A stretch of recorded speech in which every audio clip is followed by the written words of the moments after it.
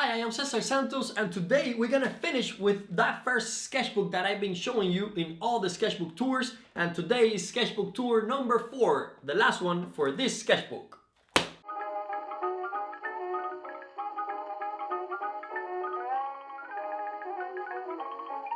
On the last sketchbook tour, I finished with this painting right here. If you missed that one, just make sure you click here to check out that sketchbook work, and I will show you the previous pages. But today I'm gonna flip over this page and go over my following pages. Well, here is an example of kind of boring pages because they're not artistic, but they are the fuel. This is the concept, the idea, the drive that takes my art to the next level and keeps me going to school, keeps me with the mentality of learning, exploring, expanding, questioning. And that's why the sketchbook helps so much, because you do all this stuff behind the scenes. And then this is my latest painting I finished, and I have it right here just to keep me company. This is the area where I paint, and I also hang this here because I'll be showing you and talking about it when the page comes up. Maybe here I can read one of these paragraphs to you so you can have an idea of things that I write. To discover your true art demands freedom from tradition, which means freedom from all fears.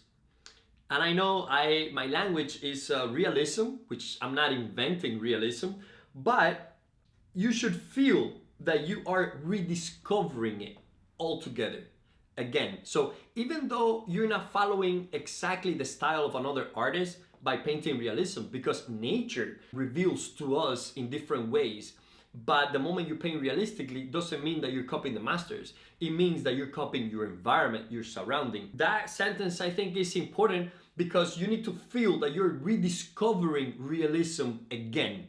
Don't say, okay, the masters did it, I don't have to do it. There is photography, I don't have to do realistic art. Not at all. If you rediscover yourself, your surroundings, your purpose, you will have a stronger art that would read as original because you are discovering it. Sometimes I do studies and thoughts for paintings. I come up with sketches and I study them a little bit, value composition, the pose. And this is one of those examples that I had an idea for a painting that never took place. What happens is when you draw a sketch, when you draw a thought, an idea, you can visualize it better. That maybe in your thoughts, it was looking better, and the moment you put it into an art form, you realize that it's not speaking at the same level. So then you can twist it, abandon it, do something else. And that's the use of sketching around, because you can rediscover stuff. For instance, here I had a male model holding a palette and he's ready to paint, and I was gonna do a combat between him and another artist fighting with brushes, like a duel. And maybe I consider doing this painting again, but I abandoned it. And this is one of the examples. I ended up erasing the face, I didn't like it, so I probably use another model for the head. On the other side is just another sketch, another study of a figure plus writings. Remember, please keep a sketchbook handy. Make sure that you take your art seriously and that you go in depth about what you're doing.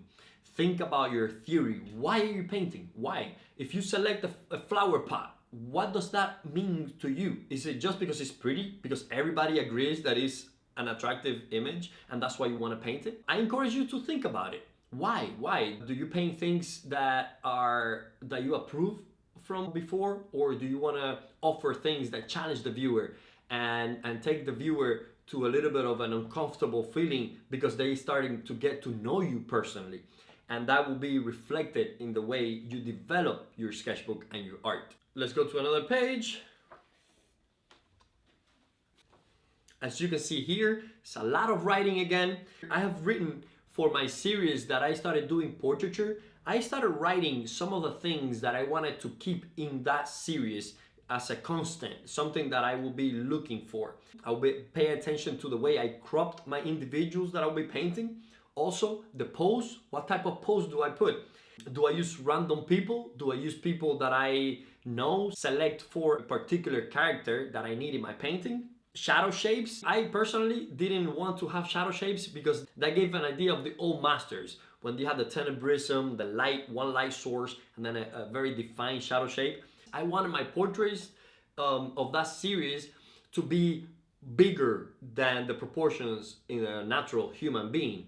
And that will give that idea, that feeling of the David by Michelangelo when it's bigger than life, kinds of intimidate the viewer, or at least calls the attention a little bit more because you just feel that the scale is bigger. So I had that as a requirement too. And other things that I write in terms of that, but that's part of the development of your art. On the other side here, I have a copy of a Bouguereau. I decided to write notes on top of my painting after I did the first painting, just to write, for instance, I put warmer and a little bit darker.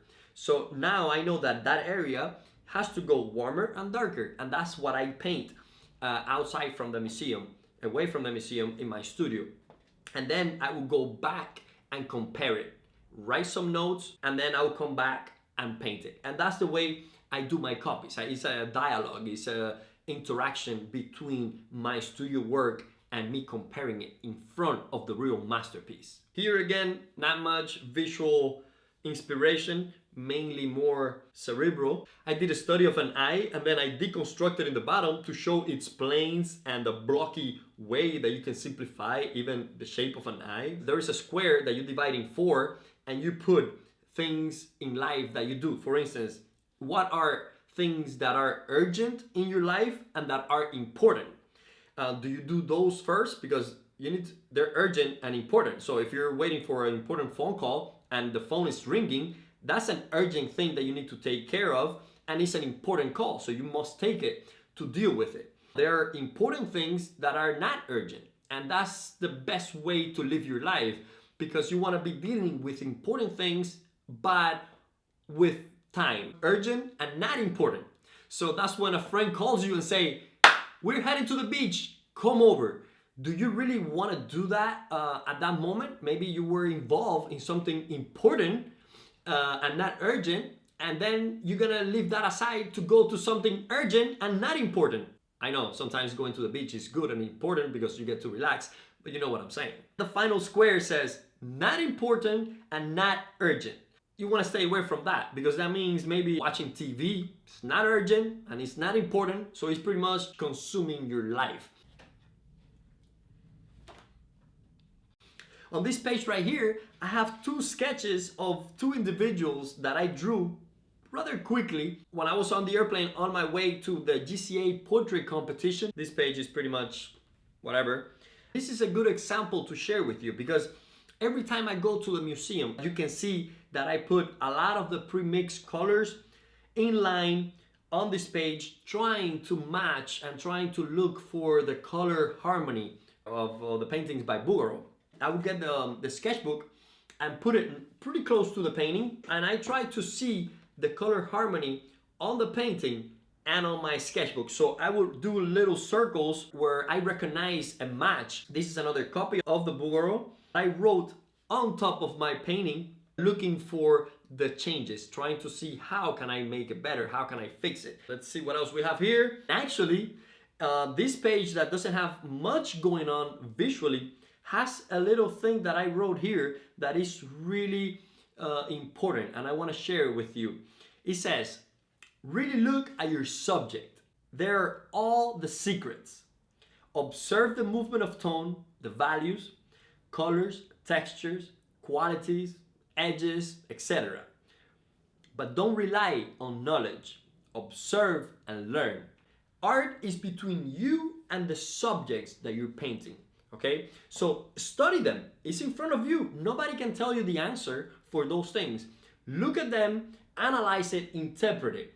And the way it comes out, it will come out from an honest, unique point of view. That is your point of view. I want to learn it from the inside out. And that is through a relationship between you observing the world around you.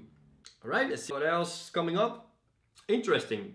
This is a special page for me because I had the opportunity to copy a Bouguereau in person, meaning I'll be painting while the original painting by Bouguereau was in front of me. Normally I don't do that. Like I said before, I go to the museums, I compare, take pictures, take notes, go to my studio, paint, and then I go back with my sketchbook to compare, and then I come back to my studio, adjust. So it's a game like that. Thanks to a friend, a collector who owns the painting, I was allowed to be able to work from it from live. Here, just in front of it, I put the list of colors that I use to do this copy. I put everything I used here on this side. That way I can relate to and I see it out of context, because normally when everything is in context around the model and it's working, you don't realize what color that is isolated. And since I like to work with pre-mixed colors, I decided to put them out of context and look at how dark they look on this side next to the white paper. And I also wrote some other notes, like look at the edges, how important they are to describe the form, to not have everything sharp, and how he himself, Bugaro, solved those problems. Let's see what we have here. Not much. So I'm just gonna skip this page. More writing. I don't know if I find something interesting here to tell you. Between all this stuff, I have a question here that says, are you painting for other people who studied in the ateliers too? Make sure that you're not painting worrying about what your peers might think of that work. It's funny because this page is upside down. In this page, I have transitions from flesh color all the way transitioning to brown, then to black. The light is present in the bottom and it goes away, becoming darker. I got this color and I said around the eyes. So I saw that there were accents around the eyes that had that purple feeling to it. So I mixed it up, I recognize it, I circle it and identify it to be able to pre-mix it and have it ready. So when I paint my portraits, perhaps I see the opportunity to use it. Not much going on these pages other than writing thoughts. Just a little sketch of my wife here next to a skull for the construction of the head. This painting, it's a copy of a painting that I own. The reason I did this copy is because I saw the opportunity to idealize the form. I love how everything is simplified into cylinders, cones, ovals. The whole form is very descriptive in the painting. The white is underneath. That is the gesso. That is the acrylic gesso covering, sealing the page so it doesn't absorb the paint. And on top of that white, I put a coat of raw umber, pretty wet, and I let it dry just so that I can paint on top of this. If you're interested or curious to know and have access to the colors I use, the paints I use, I'm gonna put the links below with all the colors that I have used throughout my sketchbook so you can know what I use in my own work, and maybe you can have it and influence your own work in different ways too. Also, I have a blog on making copies. I actually go to the Metropolitan Museum where I do a lot of copies, and I talk a little bit about what it means to me to make master copies, and I wanted to share that with you. So you can click here too to be able to have access to that video. On this page here, I took some notes from a workshop I did with Alicia. She is an amazing sculptor. I didn't have experience with sculpting that much. There's something about it that intimidated me, and also I felt always detached from it. But I forced myself, like I said before, to keep myself in school, to keep myself alive and doing new things, getting out of my comfort zone. I encourage every painter out there also to experiment with sculpture, because it would improve your work. Art is a dialogue with different genres, especially within the visual arts. You can feed from each other's powers. What else? I think is pretty much it. Everything else here is just some notes, some little stickers from museums, and we have finished this sketchbook. Finally, it's done. Leave me in the comments below your thoughts.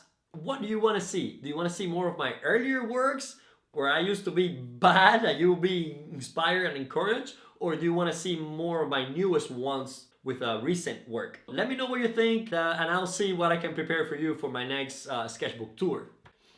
Oh, and I almost forget, let's wrap this up. You have witnessed my sketchbook from beginning to end. I hope I have inspired to continue this trend.